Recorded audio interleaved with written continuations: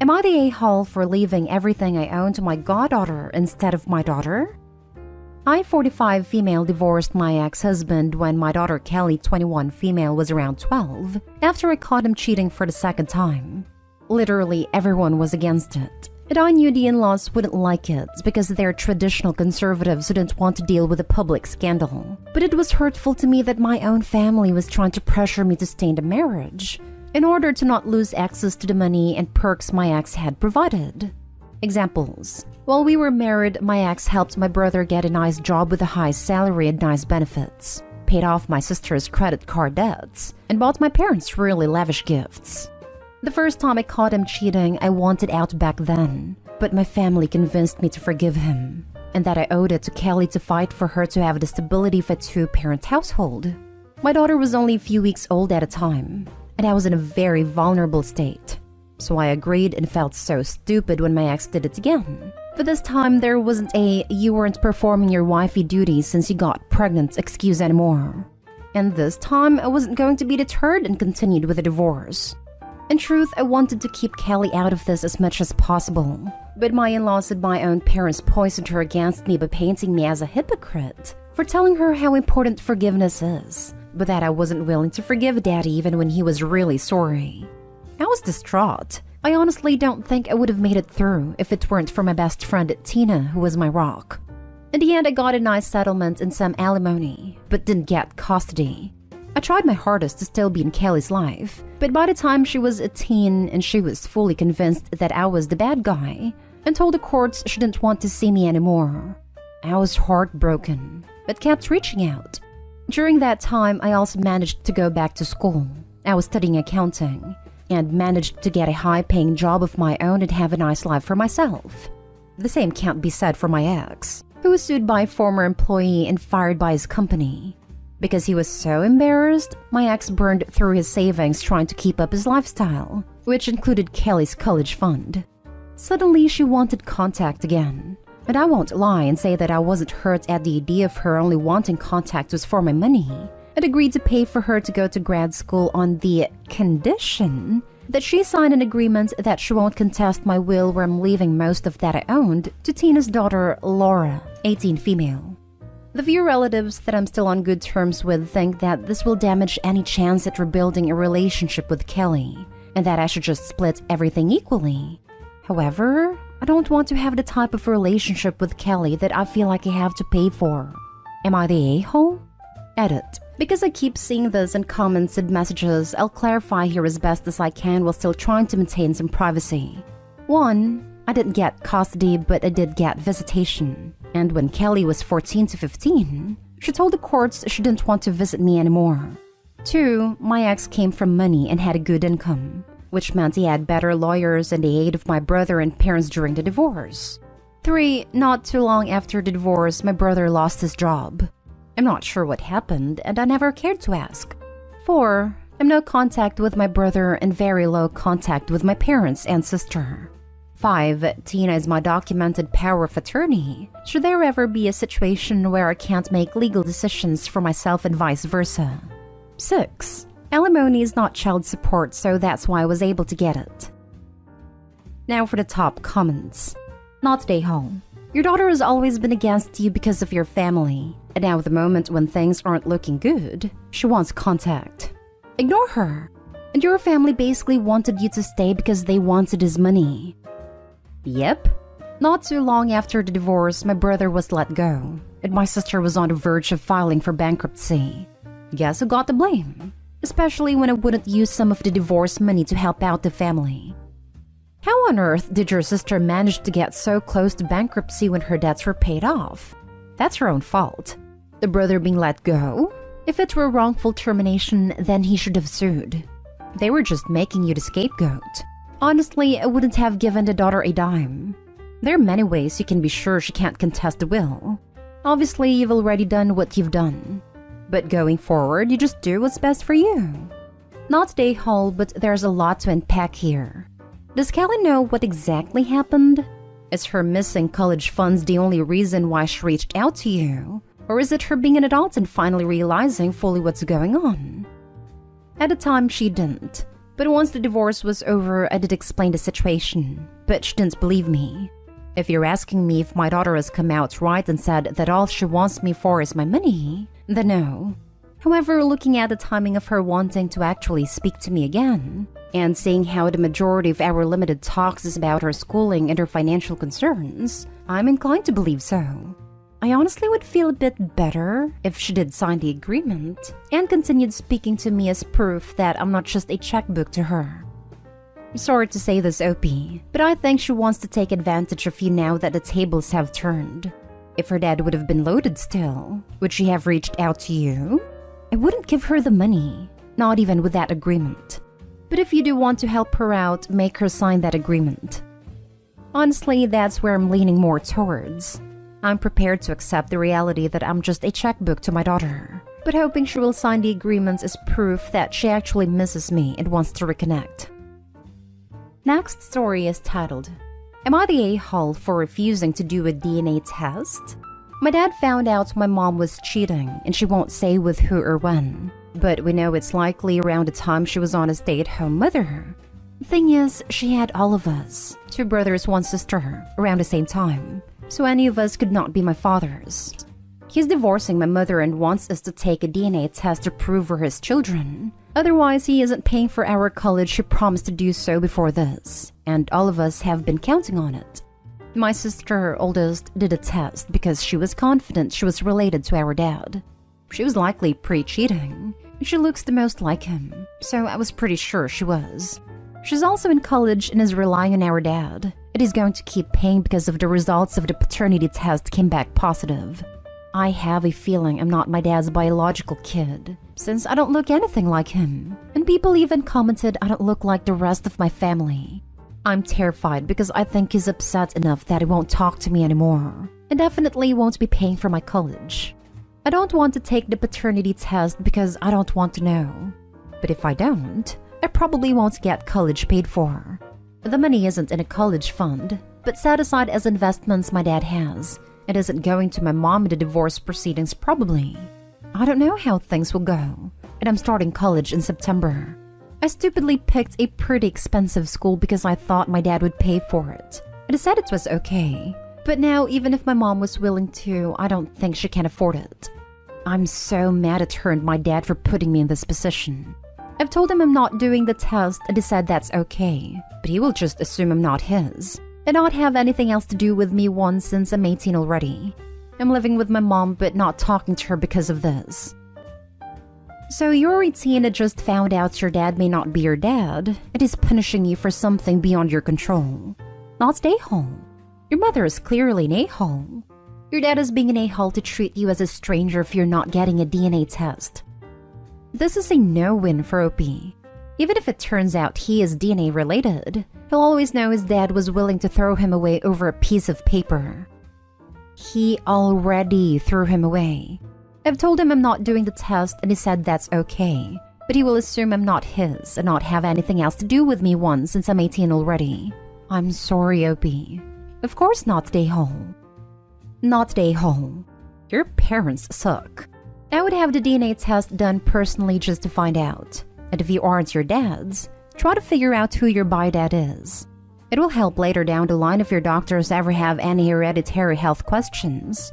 You don't have to now for sure, but I eventually would once I came to terms with it. I am so sorry you are going through this. That is so awful to deal with as a 17 or 18-year-old kid. Go to the college you think will be best for your future. I funded my own college. My parents didn't pay a dime, and you can do it. It's harder, but you are capable. Was going to say exactly this. Take the test for yourself, Opie. It's info you may really need in the future. It is so unfair for your dad to do this. He still raised you for Pete's sake. He just sounds like he wants to hurt your mom through you kids. Oh, hun. Of course you're not the a-hole. But what are you gaining by not taking it? Is there anyone you can talk to? Your dad is being awful. I can't imagine being willing to walk away from my child. And you are his child, whatever a blood test says. My mom is trying to get me to not take it. I think because she knows I'm a result of her cheating. I think you should take it honestly. So long as there's a question mark, there will always be strain on things because of what your mom has done. Your best bet to salvage the relationship with your dad is to talk to him personally. Tell him that you're scared of what the outcome could be, and then take it with him. Even if you end up not being his, if he ever loved you at all, you may be able to move past it if he can recognize that it isn't your fault, only hers. Edit. After reading some of the comments, I've decided to do the test.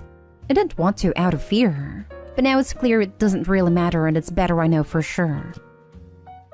Next story. Am I the a-hole for saying my parents should have stopped having kids when they started realizing they're all autistic? So I'm 16 female, I'm the oldest of 8, and the youngest 6 have a combination of autism and oppositional defiance disorder.